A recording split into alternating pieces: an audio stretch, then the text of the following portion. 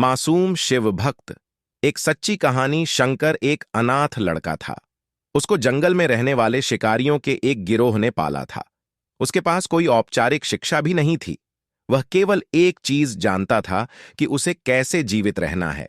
शिकार करना और उनको मारना तथा जंगल के फलों को खाना और नदी के पानी को पीकर अपने आप को जीवित रखना जानता था। एक दिन वह अपना रास्ता भटक गया और उसने देखा कि कुछ लोग नदी के किनारे पर बने एक पत्थर की आकृति के चारों ओर जोर जोर से चिल्ला रहे हैं। कुछ लोग उस पर फूल, फल और नारियल चढ़ा रहे हैं। शायद उसने सोचा यह कोई मकान होगा जिसमें लोग रहते होंगे। पर यह एक प्राचीन मंदिर था।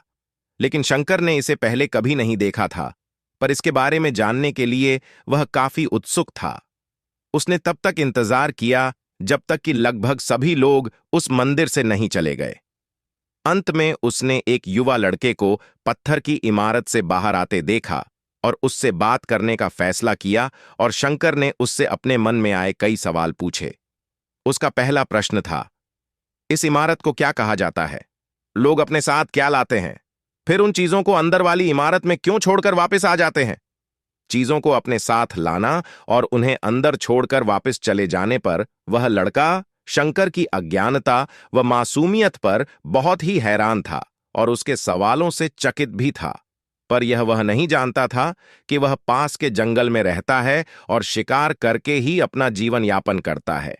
लेकिन फिर भी उसने उसके सवालों के जवाब देने की पूरी कोशिश की। उसने शंकर को बताया, यह भगवान शिव का मंदिर है। लोग यहां उन्हें फल और फूल चढ़ाने आते हैं। वे शिव भगवान से जो चाहते हैं वह मांगते हैं और शिव उनकी सभी की प्रार्थनाओं को सुनते हैं। यह सुनकर शंकर तुरंत मंदिर जाना चाहता था। लड़के ने उसे अंदर का रास्ता दिखाया और शिवलिंग के बारे में बताया। शंकर ने मासूमियत से लड़के से पूछा, यह शिवलिंग क्या चीज है और हमें क्या देता है? लड़के ने बताया, हम शिव से जो मांगते हैं वह हमें दे देता है। हम सब ऐसा मानते हैं। लड़के ने कहा, अब अंधेरा हो रहा है, अब मुझे घर जाना होगा।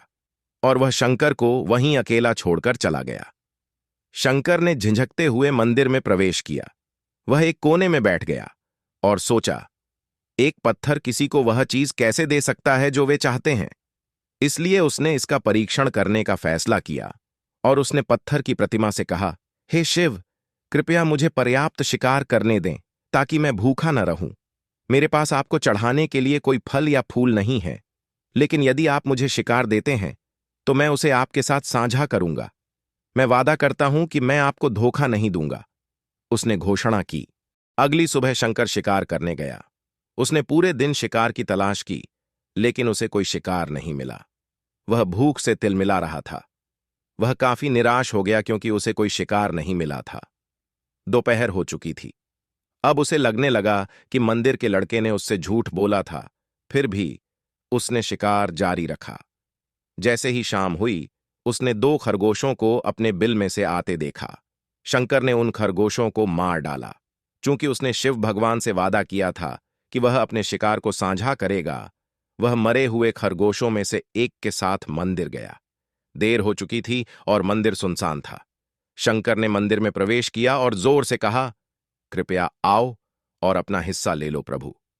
आपके लिए मैं लाया हूं। वह वहां बैठ गया और अंधेरा होने तक प्रतीक्षा करने लगा, लेकिन भगवान प्रकट नहीं हुए। शंकर को भूख और नींद आने लगी और उसने खरगोश को मंदिर में छोड़ने का फैसला किया। अगली सुबह जब लोग मंदिर पहुंचे तो उन्हें शिवलिंग के सामने मरा हुआ खरगोश मिला। भक्त बहुत परेशान थे। यह यहां कौन लाया है? उसने हमारे मंदिर को अपवित्र करने की हिम्मत कैसे की? उन्होंने खरगोश को बाहर फेंक दिया। अगले दिन शंकर अपनी भूख मिटाने के लिए जंगल में शिकार करने गया, लेकिन इस बार उसकी किस्मत अच्छी नहीं थी और उसे शिकार भी नहीं मिला। उसने सोचा, आज रात को मंदिर जाना चाहिए और शिव से पूछना चाहिए कि उनको खरगोश का भोजन कैसा लगा। शंकर यह पूछने के लिए मंदिर गया। जब वह मंदिर पहुंचा तो उसके आश्चर्य का कोई ठिकाना न रहा। उस रात मंदिर में लोगों की काफी भीड़ थी। शिवरात्रि की रात थी, लेकिन अबोध शिकारी लड़के को इस बारे में कुछ भी नहीं पता था। शंकर ने चारों ओर देखा और उस युवा लड़के को देखा जिसने उसको मंदिर के अंदर शिव से प्रार्थना करने के लिए कहा था। चूंकि उसे इतने सारे लोगों के आसपास रहने की आदत नहीं थी, उसने वहीं रुकने का फैसला किया और पास के एक बेल के पेड़ पर चढ़ गया। यह एक लंबा इंतजार था और समय बिताने के लिए उसने पेड़ से पत्ते तोड़कर जमीन पर फेंकना शुरू कर दिया। उसे अज्ञात पेड़ के नीचे एक छोटा सा शिवलिंग था, जिसकी पूजा लंबे समय से नहीं की गई थी। शंकर के द्वारा फेंके गए बेल के पत्ते उस शिवलिंग पर गिरे। शंकर भजनों से मंत्रमुग्ध हो गया और धीरे धीरे साथ गाना और पंचाक्षरी मंत्र का जाप करना शुरू कर दिया। रात भोर में बदल गई और सभी भक्त मंदिर से चले गए। शंकर पेड़ से उतरा और मंदिर में प्रवेश किया। उसने देखा कि शिवलिंग की आंखों पर लाल निशान थे। वे कुमकुम से थे जो लोगों ने चढ़ाए थे, लेकिन शंकर को यकीन था कि शिव को उनकी आंखों में परेशानी हो रही है। उसने शिव की खेदजनक स्थिति के रूप में जो कुछ भी महसूस किया, उसके लिए उसे बहुत दुख हुआ। वह उनकी मदद करना चाहता था। उसने सोचा, शिव यहाँ अकेले रहते हैं और बीमार होने पर उनकी देखभाल करने वाला कोई नहीं है। जब तक भक्त उनसे मिलने नहीं आते, उन्हें भोजन भी नहीं मिलता। शंकर ने एक रात पहले भक्तों को शिवलिंग पर जल चढ़ाते देखा था। प्रभु को ठंड लग रही होगी, शायद वह कांप रहे हैं, उसने सोचा। आखिरकार वह केवल पत्तियों से ढके हुए है। तो उसने शिव से पूछा, मेरे स्वामी, मैं आपकी क्या मदद कर सकता हूं? शायद कुछ खाना या दवा? मैं आपकी सेवा कैसे कर सकता हूं? शिव ने उसे कोई उत्तर नहीं दिया। शंकर ने सोचा, भगवान वास्तव में बहुत बीमार है, क्योंकि वह अब उत्तर देने में भी असमर्थ है। वह तुरंत जंगल में गया, कुछ औषधीय जड़ी बूटियों को लाया और लाल निशान पर उनका लेप लगाया, लेकिन कुछ नहीं हुआ। उसने कहा, लगता है कि यह अंधे हो गए हैं। मुझे प्रभु को अपनी एक आंख देनी चाहिए ताकि वह ठीक हो जाए। यह निश्चित रूप से उन्हें खुश कर देगा। उसका दिल पवित्र था और उसने वहां शिव के हाथ में रखे त्रिशूल को उठाया और त्रिशूल को अपनी दाहिनी आंख की ओर ले गया और अपनी आंख को निकालने का प्रयत्न किया।